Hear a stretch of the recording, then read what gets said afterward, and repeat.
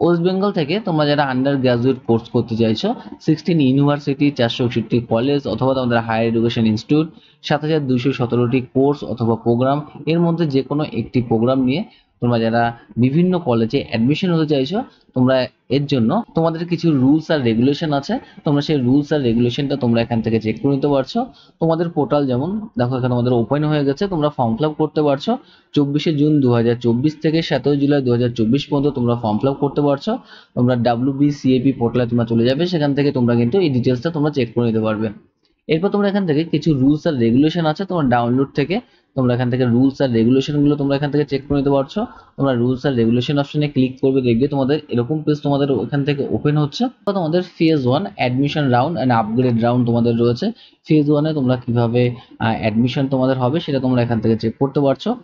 After the closure the application window, যখন তোমাদের application window বন্ধ হয়ে যাবে, merit index will be generated system for each course. প্রত্যেক কোর্স আর প্রোগ্রামের জন্য তোমাদের মেরিট ইন্ডেক্স যেরকম রয়েছে সেইভাবে তোমাদের কিন্তু ক্যালকুলেশন হয়ে যাবে। Each institute board the general merit list এবং category wise merit list. Merit index তোমাদের করা হবে তোমাদের যে ইনস্টিটিউশন আছে, প্রত্যেকটা ইনস্টিটিউশন থেকে তোমাদের ইন্ডিভিজুয়াল কোর্স আর প্রোগ্রামের ভিত্তিতে যে র্যাঙ্কিং রুলস রয়েছে সেই রুলস হিসাবে তোমাদের কিন্তু মেরিট ইন্ডেক্স করা হচ্ছে। এটা তোমাদের প্রথমেই দেখালাম, এক একটি কলেজের কিন্তু মেরিট ইন্ডেক্স এক এক রকম রয়েছে, তোমরা সেই কলেজের মেরিট ইন্ডেক্সটা চেক করে নেবে। নেক্সট তোমাদের রয়েছে তোমরা যারা রিজার্ভ ক্যাটাগরি রয়েছে, SC ST OBC, তোমরা যদি অ্যালোটেড হয় তোমাদের জেনারেল সিটের মধ্যে বাই মেরিটে, সেক্ষেত্রে তোমাদের কিন্তু দুটো সিট তোমাদের থাকবে, যেটা হচ্ছে জেনারেল সিটের মধ্যে আর একটা হচ্ছে তোমাদের SC ST রিজার্ভ সিটের মধ্যে। তোমরা যে কোনো একটি তোমাদের কিন্তু অ্যাডমিশন নিতে পারছো, taking professional admission at the time তোমাদের যে কোনো একটি তোমরা অপশন চুজ করে নেবে। সেক্ষেত্রে তোমাদের জেনারেলে অ্যাডমিশন নিলে তোমরা জেনারেলে অ্যাডমিশন নেবে, SC-তে যদি অ্যাডমিশন নাও বা ST-তে অ্যাডমিশন নাও, সেক্ষেত্রে তোমরা যে কোনো একটি তোমরা প্রেফারেন্স তোমরা চুজ করবে, সেভাবে তোমরা কিন্তু অ্যাডমিশন নিতে পারছো। একজন ক্যান্ডিডেটকে যখন তোমাদের সিট অ্যালোট করা হয়, সেক্ষেত্রে তোমাদের কিছু রুলস রয়েছে, তোমরা এখান থেকে চেক করে নাও। A candidate will be allotted the highest available rank.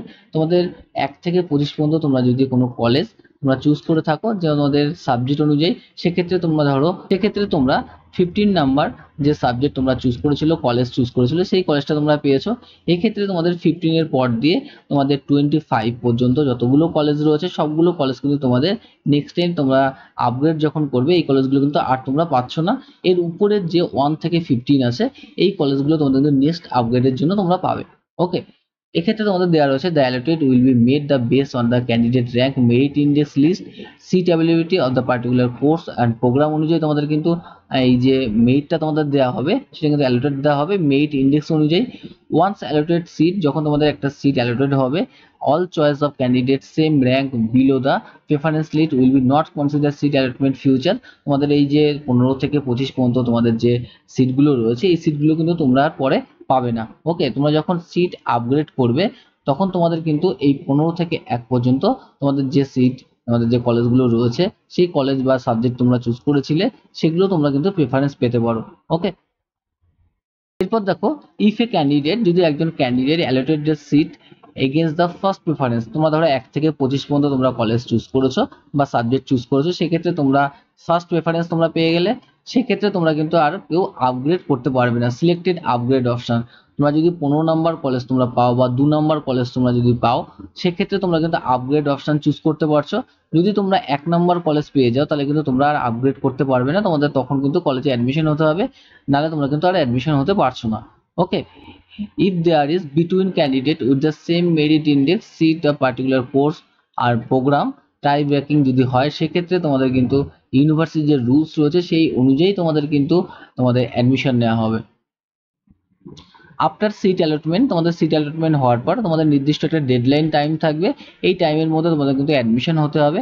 তোমরা যদি অ্যাডমিশন না নাও, উইল নট টেক অ্যাডমিশন, তাহলে তোমাদের কিন্তু এই যে তোমাদের অ্যালটমেন্টের মধ্যে দিয়ে তোমরা কিন্তু বাতিল হয়ে যাবে, তোমরা কিন্তু নেক্সট টাইম আর তোমরা অ্যাডমিশন হতে পারবে না, তোমরা কিন্তু টোটাল এই পোর্টাল থেকে তোমাদের কিন্তু বাতিল করে দেওয়া হবে। Okay, a candidate who has taken admission to allotted seat, তোমাদের কোনো সিটে তোমরা অ্যাডমিশন নিয়েছো, এবার অপ্ট ফর আপগ্রেশন, যদি আপগ্রেশন করো, if not allotted the top most preference, তোমাদের যদি 5 নাম্বার পয়েন্টে তোমরা কিন্তু চান্স পেয়েছো, এবার তোমাদের কিন্তু আপগ্রেড করলে তোমরা 1 থেকে 4 পর্যন্ত যে কলেজ তোমাদের রয়েছে সেটাই তোমরা চান্স পাবে। যদি তোমরা চান্স না পাও তাহলে তোমাদের কিন্তু যে 5 নাম্বার যে তোমাদের কলেজটা তোমরা প্রেফারেন্স পেয়েছো সেই কলেজটাই তোমরা কিন্তু অ্যাডমিশন থাকবে। আর তোমাদের যদি অ্যালোটেড সিট হয় তোমরা কিন্তু প্রফেশনাল অ্যাডমিশন হতে পারছো, তোমাদের অ্যাডমিশন নির্দিষ্ট যে ফি আছে ফিটা দিয়ে তোমরা কিন্তু অ্যাডমিশন হতে পারবে। Admission fee will be according the fee structure prescribe the, তোমাদের ইনস্টিটিউশনের যে অ্যাডমিশন ফি স্ট্রাকচার রয়েছে সেই হিসেবে তোমরা কিন্তু অ্যাডমিশন নিতে পারছো। Allotted of seat admission in upgrade round phase 1। তোমরা যারা অলরেডি অ্যাডমিশন নিয়ে নিয়েছো তোমরা যদি আপগ্রেড অপশন ক্লিক করো তাহলে তোমাদের কিন্তু অ্যালোটেড সিট দেওয়া হবে। যদি তোমাদের মেরিট ঠিকঠাক থাকে তাহলে তোমাদের কিন্তু অ্যালোটেড সিট তোমরা পেয়ে যাবে। Okay, for the candidate who are allotted seat the first round, তোমরা যারা ফার্স্ট রাউন্ডে সিট অ্যালোটেড তোমাদের হয়েছে, choice the ranking higher than allotted seat. তোমাদের যদি 1 নাম্বার চুজ না হয়ে তোমাদের যদি 5 নাম্বার চুজ হয়, যেটা তোমাদের বললাম আগেই, তখন তোমরা কিন্তু নেক্সট তোমরা আপগ্রেড অপশন ক্লিক করলে তোমাদের উপরের চয়েসগুলো তোমরা পেতে পারো।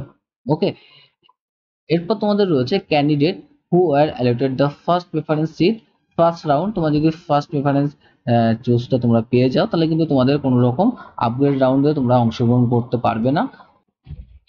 ফার্স্ট রাউন্ডে তোমরা যারা কোনো কলেজ পাওনি তোমাদের জন্য কিন্তু আপগ্রেড রাউন্ডে তোমরা কিন্তু অংশগ্রহণ করতে পারছো।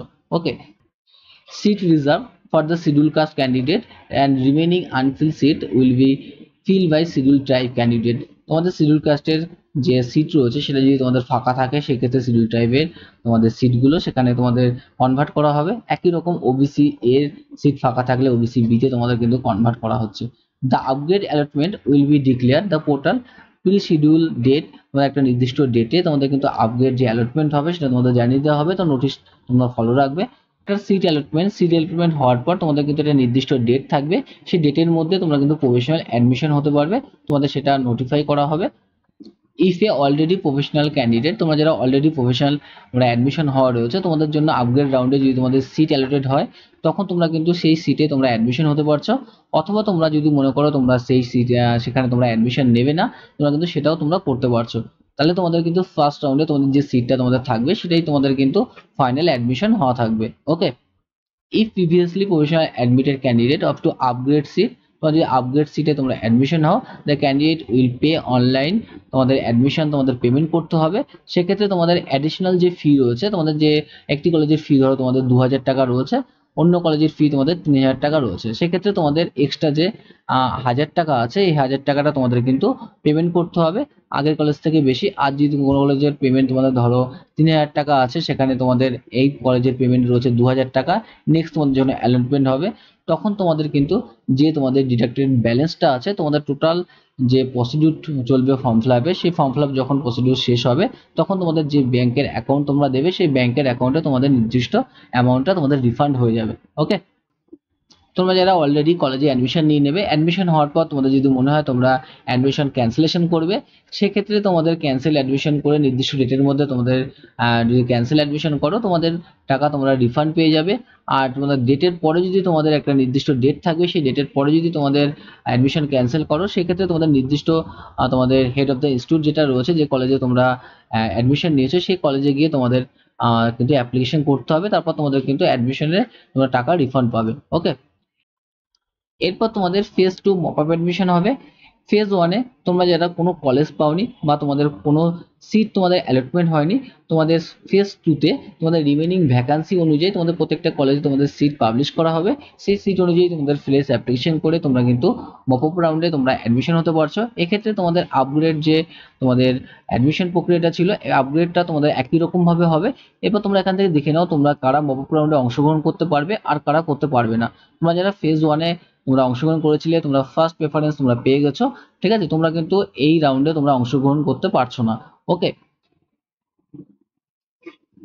এরপর দেখো তোমরা যারা অলরেডি তোমরা অ্যাডমিশন নিয়ে নিয়েছো সেন্ট্রাল অ্যাডমিশন প্রসেসে ফেজ 1-এ তোমরা কিন্তু নতুন করে অ্যাপ্লিকেশন করতে পারবে না। এবার তোমরা যদি সেন্ট্রালাইজ অ্যাডমিশন পোর্টাল থেকে তোমরা যদি তোমাদের অ্যাডমিশনটা ক্যান্সেল করো তাহলে তোমরা কিন্তু ফ্রেশ অ্যাপ্লিকেশন তোমরা করতে পারছো মপ আপ রাউন্ডের জন্য। ওকে, মপ আপ রাউন্ডেও তোমরা কিন্তু একই রকম ভাবে আপগ্রেডেশন করতে পারছো। তোমরা অ্যাডমিশন হওয়ার পর তোমরা যদি কলেজ ফার্স্ট চয়েস না পেয়ে থাকো তোমরা কিন্তু আপগ্রেড করতে পারছো। ক্যান্ডিডেট তোমরা যারা ফার্স্ট প্রেফারেন্স পেয়ে যাবে তোমাদের কিন্তু অ্যাডমিশন নিতেই হবে, যদি অ্যাডমিশন না নাও তাহলে তোমাদের কিন্তু এই মপ আপ রাউন্ড থেকে তোমাদের কিন্তু বহিষ্কার করা হবে বা তোমরা কিন্তু এই মপ আপ রাউন্ডে আর অংশগ্রহণ করতে পারবে না। After seat allotment portal will be open, তোমাদের কিন্তু নির্দিষ্ট ডেট অনুযায়ী তোমাদের কিন্তু এই পোর্টালটা ওপেন থাকবে, তার মধ্যেই তোমাদের কিন্তু অ্যাডমিশন নিতে হবে। মপ আপ রাউন্ডে তোমাদের একই রকম ভাবে তোমাদের যদি অ্যাডমিশন ফি তোমাদের আগের থেকে কম বা বেশি থাকে তাহলে তোমাদের কিন্তু সেরকম তোমাদের পেমেন্ট করতে হবে, আর বাদবাকি টাকা তোমাদের কিন্তু অ্যাডমিশন প্রক্রিয়া শেষে তোমাদের নির্দিষ্ট ব্যাংক অ্যাকাউন্টে তোমাদের কিন্তু রিফান্ড করা হবে। ওকে, এরপর তোমাদের ডকুমেন্ট ভেরিফিকেশন হবে, নির্দিষ্ট কলেজে গিয়ে তোমাদের ডকুমেন্ট ভেরিফিকেশন হবে। সেখানে তোমাদের যেসব ডকুমেন্টগুলো লাগবে, যেমন মার্কশিট, মাধ্যমিকের অ্যাডমিট কার্ড লাগছে, উচ্চ মাধ্যমিকের admit card, registration marksheet, category certificate থাকলে, রিজাল্ট সার্টিফিকেট থাকলে সেগুলো তোমাদের লাগবে। তোমাদের valid ID proof, submitted the application ফর্মে যে তোমাদের আইডি প্রুফ দেবে, আধার কার্ড, ভোটার কার্ড যেটা হয়, তোমাদের যে ডকুমেন্ট তোমরা দেবে সেটা তোমাদের কিন্তু এখানে আপলোড করতে হবে। আধার কার্ড তোমাদের প্রেফারেবলি আধার কার্ডই তোমরা কিন্তু দেবে, ঠিক আছে। System generated professional admission slip, যে তোমরা অ্যাডমিশন নেবে, যে তোমাদের পেমেন্ট স্লিপটা সেটাও তোমাদের কিন্তু লাগছে। ওকে, এগুলো দিয়ে তোমাদের কিন্তু ভেরিফিকেশন করতে হচ্ছে। এরপর তোমরা কিভাবে ফর্ম ফিল আপ করবে তোমাদের নেক্সট ভিডিওতে তোমাদের দেখিয়ে দেবো, তোমরা সেরকম ভাবে স্টেপ বাই স্টেপ তোমরা ফর্ম ফিল আপ করতে পারছো। ওকে, প্রত্যেককে ভিডিও দেখার জন্য থ্যাংক ইউ। আর যদি তোমাদের ভিডিওটি ভালো লাগে নিশ্চয়ই আমার চ্যানেলটিকে সাবস্ক্রাইব করবে।